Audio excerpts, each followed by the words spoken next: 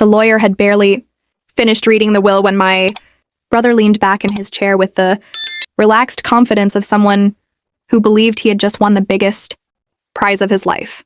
He crossed his arms, smiled at the people sitting around the table, and tapped the stack of documents like a champion who had just secured victory. But the truth is, everything that happened that day had already been set in motion weeks earlier. Weeks before that meeting. Weeks before the lawyer spoke. Weeks before my brother believed he had finally proven that he was the most important person in the family. It all started during a quiet family dinner. A dinner where everyone was laughing, eating, and celebrating the upcoming new year. A dinner where I accidentally overheard something that was never meant for me to hear. My own family was planning to humiliate me in front of everyone at the New Year's party. They had prepared a video. They had ordered a trophy. And they had even rehearsed the jokes they were going to tell. They were absolutely certain of one thing, that I would have no idea what was coming. But the moment I heard their plan, everything changed. Because if they wanted a show for the New Year's party, I was about to give them one they would never forget. The dining room smelled like roasted turkey, cinnamon, and freshly baked bread. My mother had been cooking since early morning. She always called it our perfect family dinner. Every year on December 31st, the entire family gathered at my parents' house before the New Year's party. To outsiders, it probably looked like a warm and loving tradition. The table was full of food. The room was full of laughter. Glasses clinked together as people toasted to another year. But if you paid attention long enough, you would notice something else. Our family had roles. My father was the authority. My mother was the emotional center. And my older brother Daniel was the star. He sat near the head of the table telling another story about his job while everyone listened with admiration. And then the client literally stood up and shook my hand, Daniel said proudly. He said it was the best negotiation he had seen all year. My father smiled proudly. That's my boy. Several relatives nodded approvingly. Someone raised a glass. Daniel always finds a way to win. Laughter filled the room. Meanwhile, I sat quietly at the far end of the table. No one asked about my job. No one asked about my life. That had always been the pattern. Daniel was the successful one, and I was simply there. After a while, I excused myself and walked toward the kitchen to grab a drink. The hallway was quieter than the dining room. That's when I heard voices.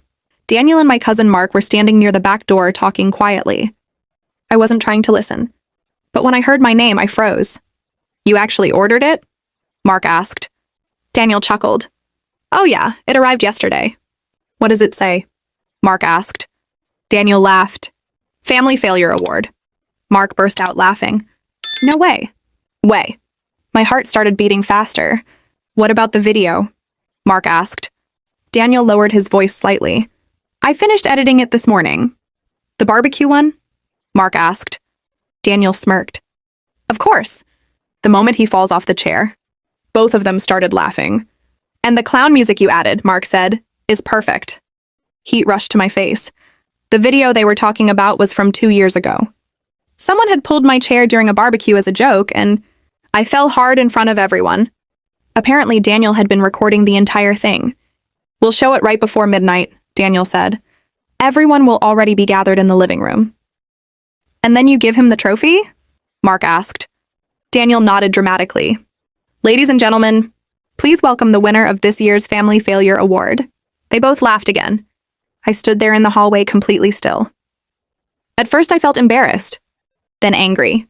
But slowly, that anger turned into something calm, something calculated. Because now I knew their plan. And knowing the plan meant I had time to prepare. The party began around 9 that evening. The house slowly transformed from a quiet dinner setting into a loud celebration. Music filled the living room. Golden decorations hung from the ceiling. Balloons floated near the walls. Guests started arriving every few minutes. Family friends, neighbors, distant relatives. Within an hour, the house was packed with people talking and laughing. Daniel moved through the crowd like he owned the place, shaking hands, telling jokes, acting like the perfect host. Every now and then, he looked at me with a smug smile. Because he believed tonight was going to be easy. Around 10 o'clock, I quietly stepped outside onto the back porch. Cold winter air hit my face. The party noise faded behind me. I pulled out my phone. Then I opened a small folder in my cloud storage. a folder I had created months earlier. Inside were several videos. Moments people didn't realize I had recorded. One video showed my cousin, Mark, drunkenly bragging about cheating during his college exams.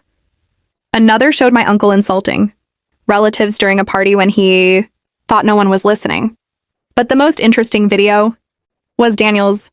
6 months earlier, I had gone to a bar with coworkers. Daniel happened to be there with his friends. He was drunk, very loud. "They're so embarrassing," he said while laughing. "I only go to family events because it looks good." His friend laughed. "So you don't actually care about them?" Daniel shrugged. "Not really." He took another drink. "They're useful sometimes, but that's about it." I had been sitting a few tables away, and I had recorded everything. At the time, I didn't know why. But now it made perfect sense. Daniel believed he was about to embarrass me in front of everyone. But he had forgotten something important. Every joke has two sides. And tonight, I was ready to flip the script. By 11:55 p.m., everyone had gathered in the living room. The giant digital clock on the wall counted down the final minutes of the year. People held drinks in their hands. Music played softly in the background. Excitement filled the room. Daniel suddenly stepped forward and clapped his hands. "All right, everyone." The conversation slowly stopped. People turned toward him. "I prepared a little surprise before the countdown," he announced. Mark stood nearby, already trying not to laugh. Daniel grabbed the TV remote. "This one is for my little brother." My mother looked confused.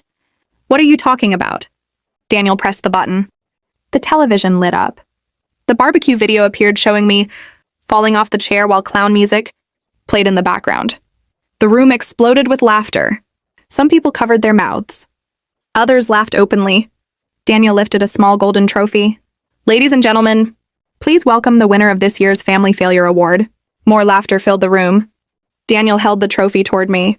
"Come on," he said smugly. "Say something." The room slowly grew quiet. Everyone looked at me. I stood up. For a moment, I said nothing. Then I smiled. "Actually, I also prepared something." Daniel frowned. "What?" I walked to the TV, picked up the second remote, and pressed play. The screen changed. Then Daniel's drunken voice filled the room. "They're so embarrassing. I only go to family events because it looks good." The room went completely silent. My mother's face turned pale. My father stared at the screen. Daniel looked like someone had pulled the ground out from under him. The video continued. His insults. His laughter. His arrogance. When it ended, the silence in the room felt heavy. No one laughed. No one spoke. I placed the fake trophy back on the table. Then I looked at Daniel. "You're right," I said calmly. "This party needed some entertainment." Daniel opened his mouth, but no words came out. My father slowly turned toward him. "Is that true?" Daniel stammered. "I was drunk." "I didn't mean—" My mother looked heartbroken. "You said those things about us." The golden child suddenly didn't look so perfect anymore. Arguments erupted around the room. Angry voices. Questions. Shock. But I didn't stay to watch. I quietly picked up my coat and walked toward the door. Outside, fireworks exploded in the sky as midnight arrived.